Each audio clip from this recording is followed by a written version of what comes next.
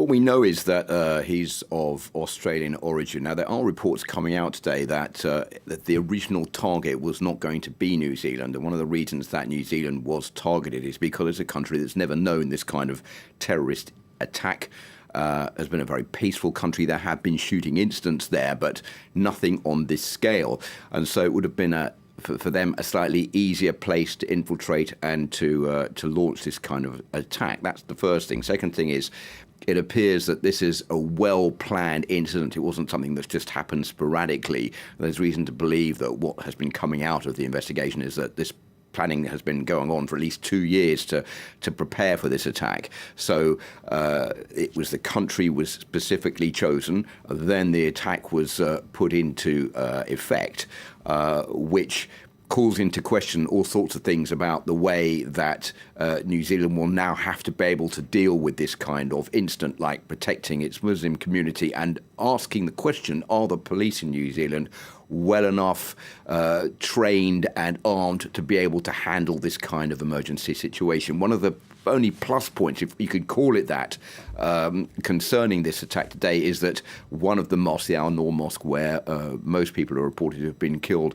was only about 1.5 kilometres away from the local hospital. So people were being able to be transported there by neighbours, people who lived near the mosque, those who were passing by who saw what was going on and saw the injured people. And that helped before the security forces got there. And there has been some criticism that maybe they were a little bit slow in turning up to get involved in helping these people.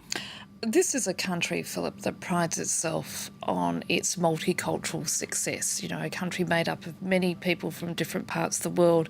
What have been the reactions within this tiny island nation? Well, as we saw, the New Zealand Prime Minister, Jacinda Ardern, has called this one of the darkest days in New Zealand's history. I think that for practically all New Zealanders, there are two emotions. The first one is shock, and the second one is disbelief that this kind of event could actually happen in their country. They've seen this happening in other places all over the world, least of all here in France, where there have been a number of terrorist attacks.